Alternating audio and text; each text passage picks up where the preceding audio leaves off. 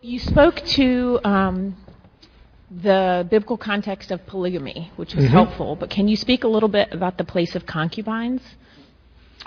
Yeah, concubines were, you basically have wives, concubines, and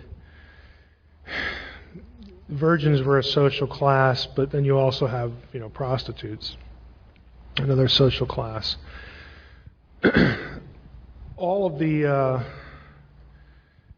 and we'll include virgin here as the sort of anti-example, but all of these are about sexual relationships. And wives, just had a superior status.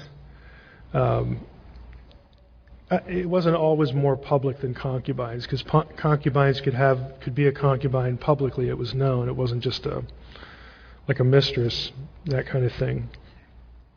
But within the culture, the differentiation between a wife and a concubine was really about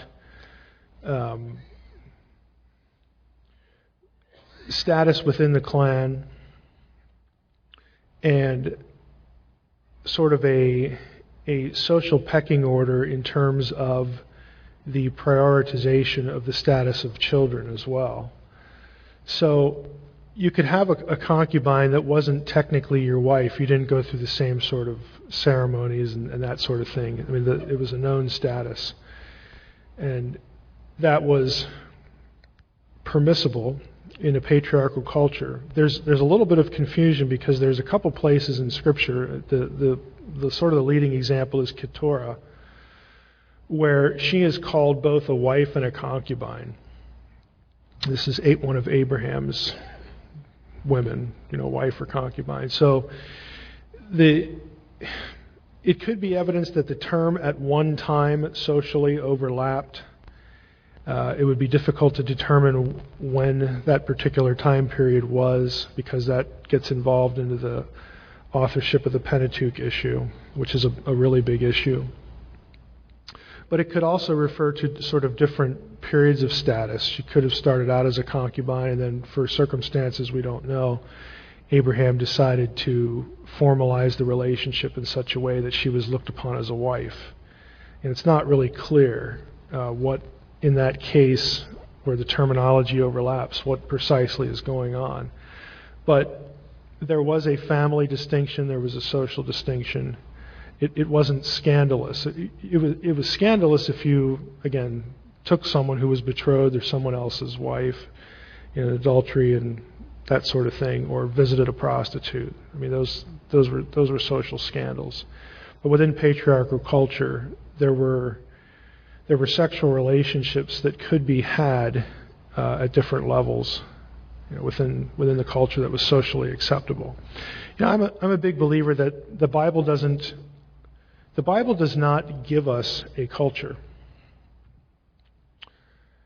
The Bible presents a culture.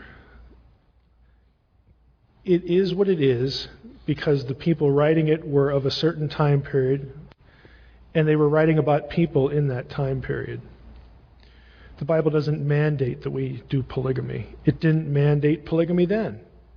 It just said, well, we have polygamy.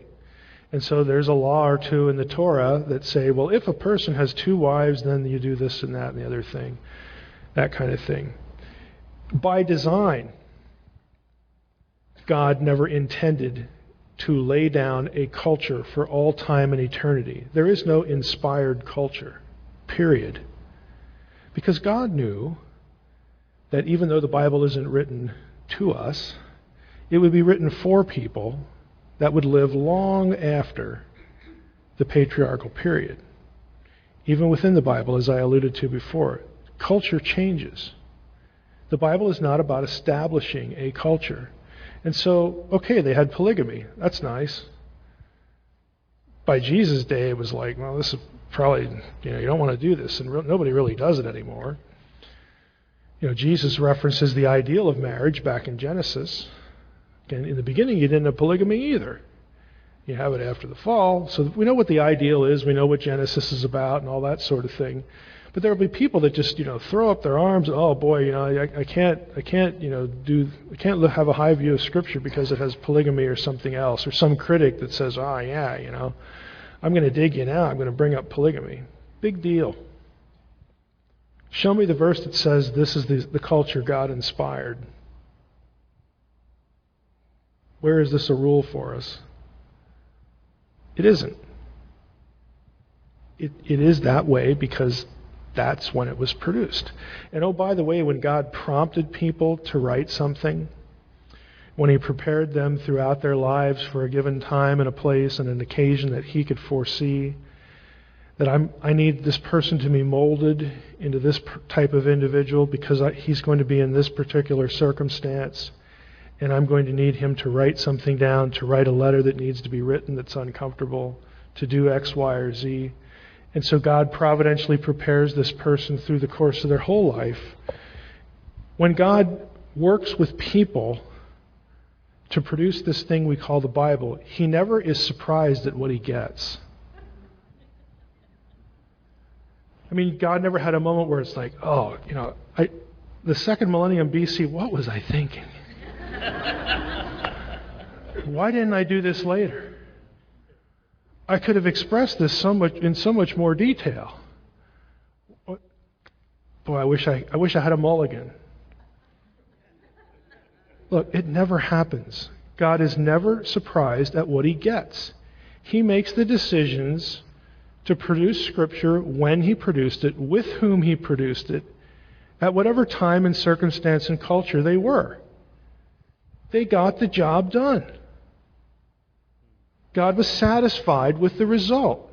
He isn't surprised. He doesn't regret making the decision when He did. He knows what He's getting. And it was His decision to do it that way, at that time, with those people. Deal with it.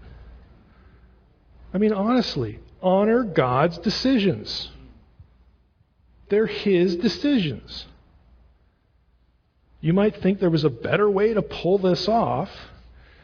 Talk to God someday about that. He'll shut you down pretty quickly. But, honor God's decisions.